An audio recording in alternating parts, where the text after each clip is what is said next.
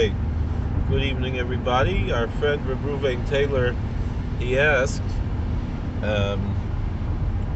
where are there textual variations in different versions of the Chumash, of the Torah, of the Pentateuch?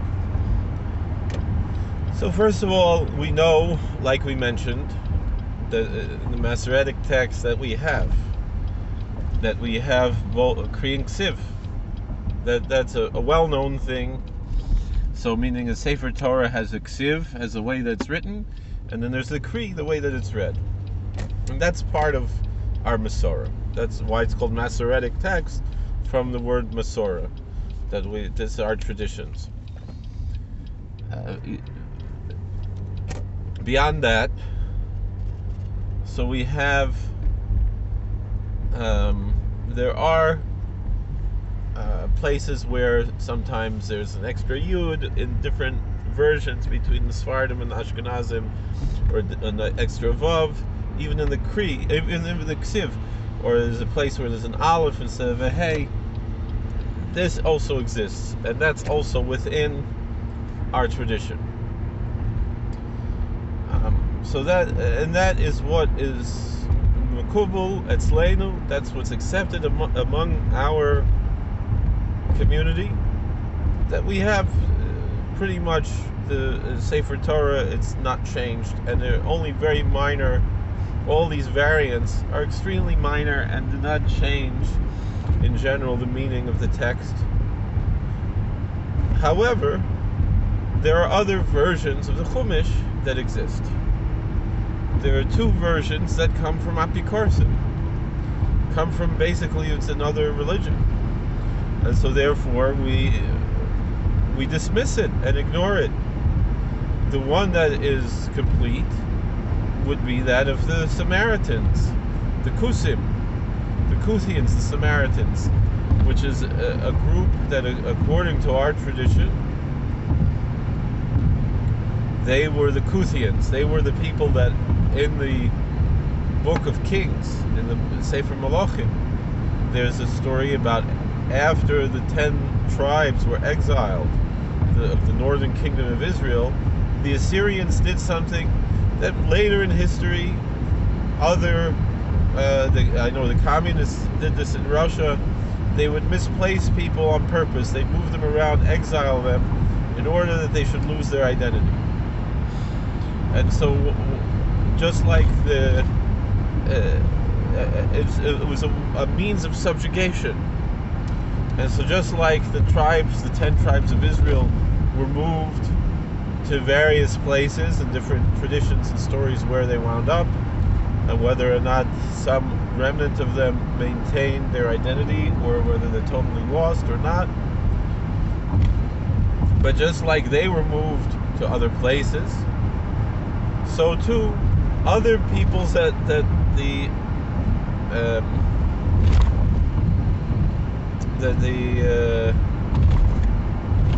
Assyrians conquered would be moved to Eretz Yisrael. And so you had the people of Kusa, depending, or Kisa, however you want to pronounce it. They were relocated to what's now known as Samaria, Shomron, and they continued worshiping their pagan deities. And so lions came and started to attack the people. So they realized that they must be offending the local god or gods. They didn't really understand the whole issue. And there's a whole question: are they called Geri Arayos? Are they called converts because of the lions? Meaning that they did not accept the Jewish theology, and pretty much what they maintained was that they were offending the local god as opposed to the creator, the God of the universe. And then there's also an opinion that they are Gerei Emes, that they are true converts. And all throughout Shas, we have this machloikis of whether or not the Samaritans are Gerei Arayas or Gerei Emes, and how Halacha looks at this group.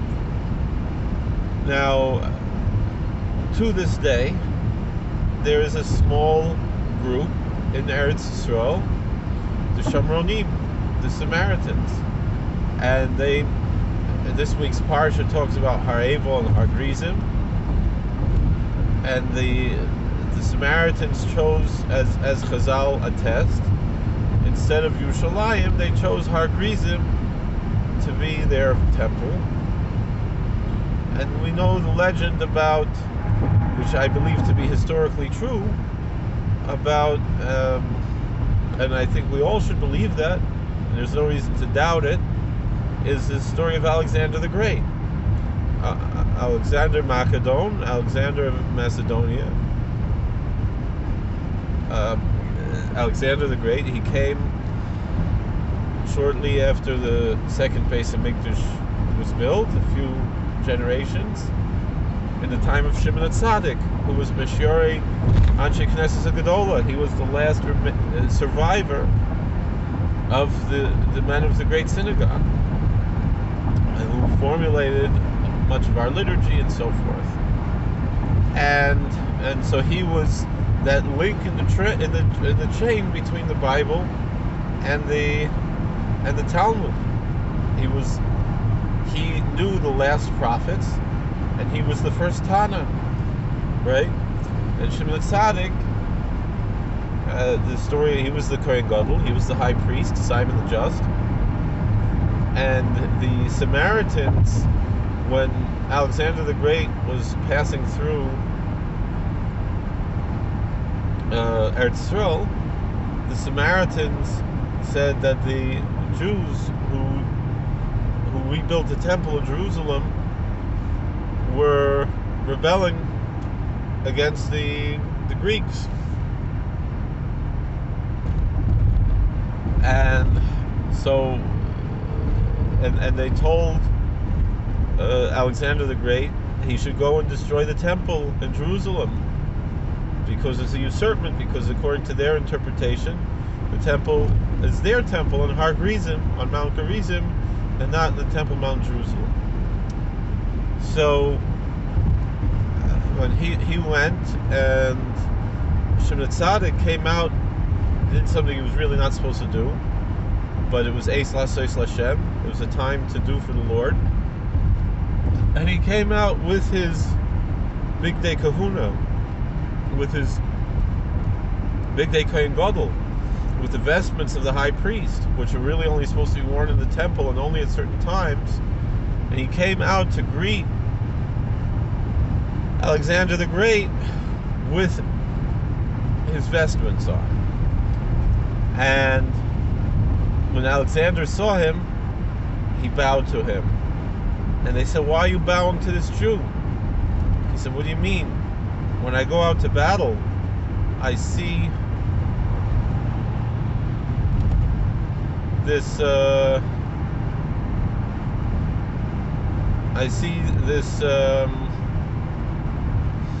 this image of this man, the Kohen Gadol, and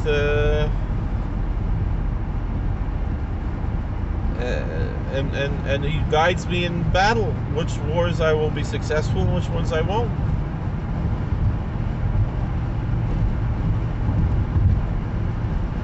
So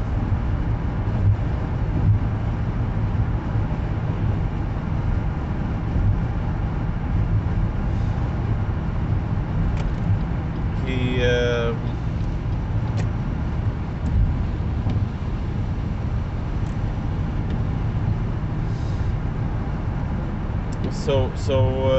said, who is that who's telling me to fight against this Kohen Gadol? This is the Samaritans, and they're actually the ones who are rebelling. And then Alexander destroyed the Samaritan temple. So to this day, we still have a small group, the Samaritans, and they still bring Korban Pesach every year on Har Grizim. And the National Geographic had of pictures from it a few years ago. So this is the story. So anyway, the Samaritans, they have their own Sefer Torah, and there are several variations from the Samaritan Sefer Torah to the real Sefer Torah. So that's the one example. That's the major example, is the Shomronim, is the Samaritan Sefer Torah. It's different, and the Samaritans, they only have the 5 books of Moses and the book of Joshua, Sefer Yehoshua. They don't have the other books of the Bible, and they actually claim that they're the original Jews and that we're the fake Jews.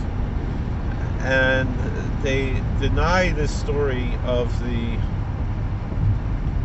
Kuthians. They say they're called Shomronim because they were Shomrei Torah. They're the ones who keep the Torah. And of course, Christians, they know the story of the Good Samaritan. And unlike what Kramer said in the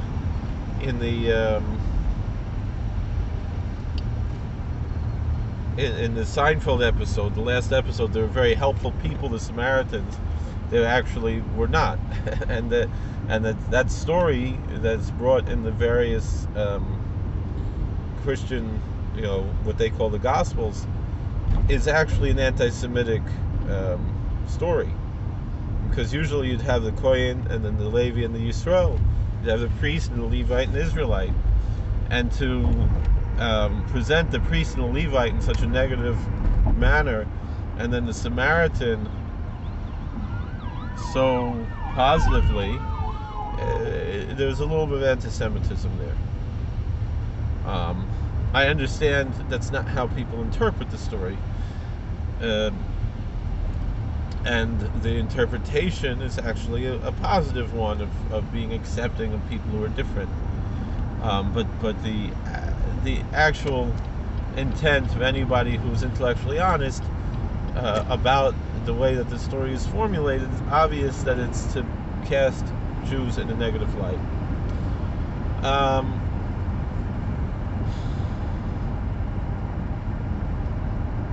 So that's the example, is the Samaritan Sefer Torah. And then the other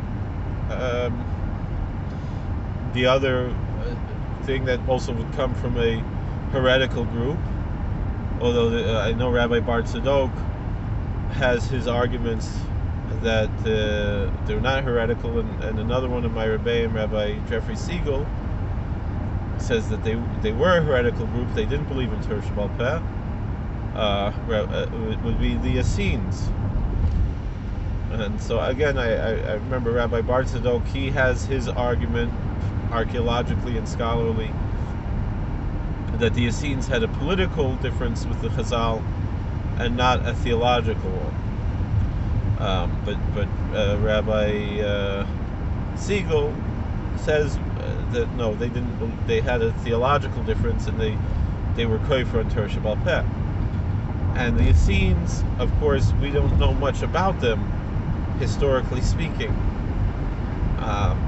Some claim, Rabbi Bar Tzadok is from that Chutzer that would claim that the Essenes were what Chazal called the Hasidim Rishonim, the first pious people that are quoted in Chazal.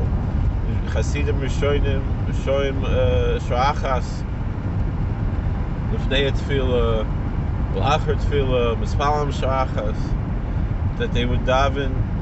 It would take them 9 hours every day to daven, because they would meditate for an hour before Shemoneh Esrei and an hour after Shemoneh Esrei, and they daven Shemoneh Esrei for an hour.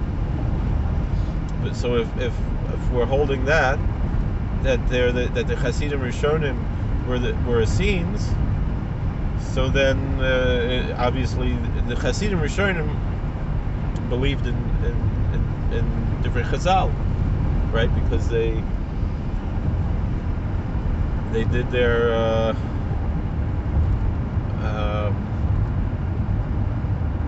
they davened. They said Shemon Esrei, right? Although the truth is, the Karaites today also have some of our nusach, some things that are not, they're not really sola scriptura group. The traditionalist Karaites. I don't mean the internet Karaites. But anyway,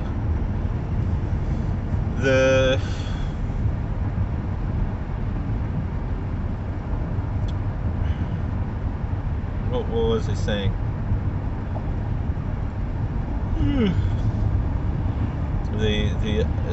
There are those who say that again that the Essenes were the Hasidim Rishonim, and then there's the opinion that obviously they were not, and some of the Rishonim mentioned a Kat Nazirim, that there was a Nazarite cult. And the description, I think that Ibn Ezra brings it down, other Rishonim that mention that there was a Nazarite cult. That description fits very. Oh no, I think it was Bartanura, if I'm not mistaken, mentions somewhere in his parish on the Mishnayos, mentions the Kat Nazir, either the Bartanura or the Tosfos Yontiv. I don't remember.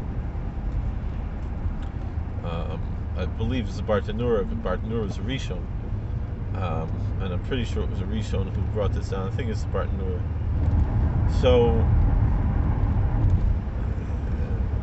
anyway, that description is a description that fits the Essenes. But anyway, we didn't know who were the Essenes. We didn't have any record really that much of the Essenes. And then what happened was they discovered this in 1947. They discovered the Dead Sea Scrolls in Qumran, and so you have the books of the Bible,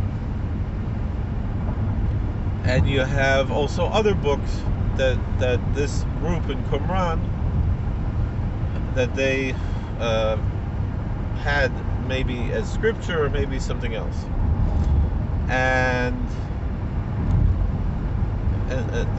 in any event, their version of the Bible has some variants that are different than what we have. One example is in Parshas Hazinu.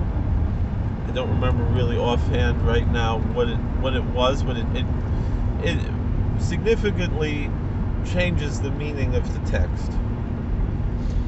But it was one word.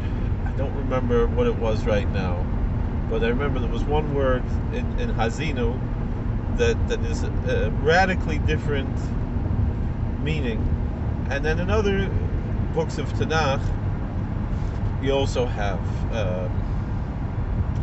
I know the Christians like to point out Psalm 22.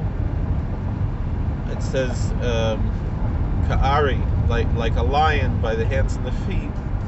And the Christian translations, going back to ancient times, translate that they pierced my hands and my feet.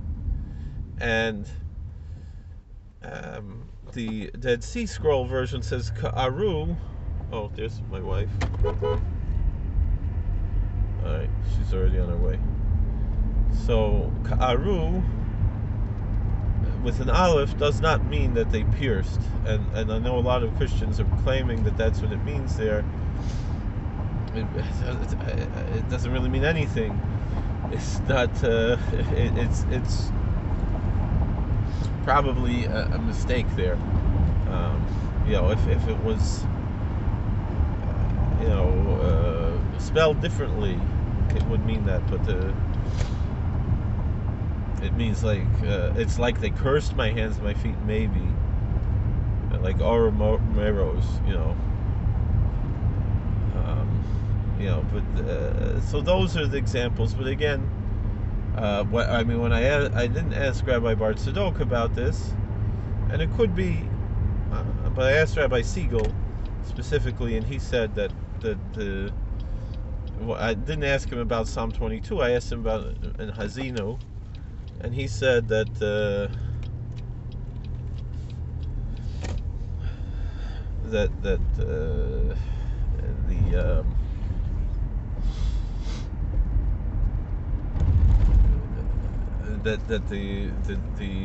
Essenes did not believe in Torah Sheba'al Peh.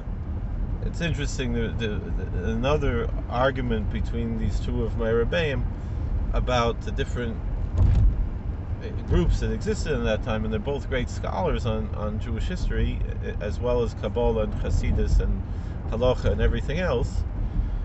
So, is about who were the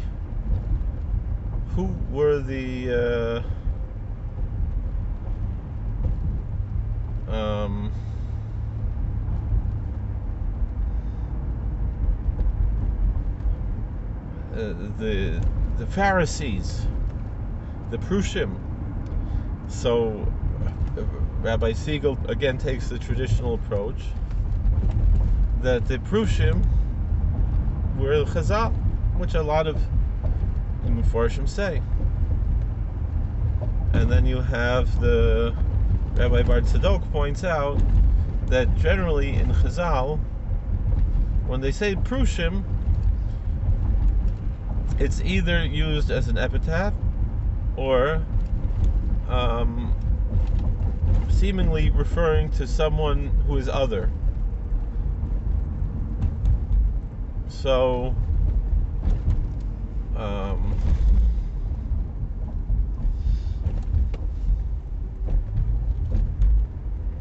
so that's the Maisa of the Prushim and then he points out the famous Gemara in Sota that talks about the different types of Prushim, and it doesn't even seem to be a political party as much as a state of mind, and meaning and that there's all these different types of Prushim, of Pharisees who are what do they say? They're hypocrites, and then you have Parish Meira. Those are the real deal. But it's obvious though that the Tzedukim and these other groups called the Chazal Prushim, but that's not what the Chazal called themselves. And so it seems that there were various types of Prushim, so of Pharisees. So that's the story. Anyway, I'm almost home. Thank you for watching. God bless. Please like, share, and subscribe. My point in making this video is that when I know that a lot of the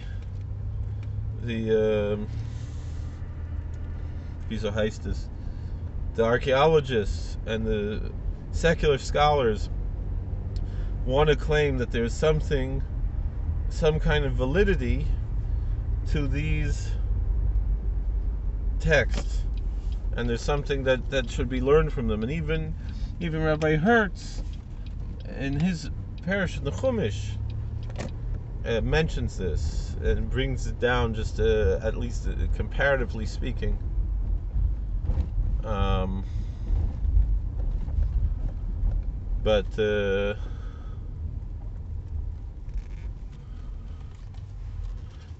But Sof Kol Sof, we don't, and it shouldn't be. We should really ignore these things because they're of no value to us. The fake chumashim of the both of the Essenes, the Qumran people, and of the, which could have been that at a certain point they left that, and of the, certainly of the Samaritans, which is an obvious forgery, and not forgery, it's obvious. All right, thank you for watching. God bless. Please like, share, and subscribe. Comment. We'll see you later.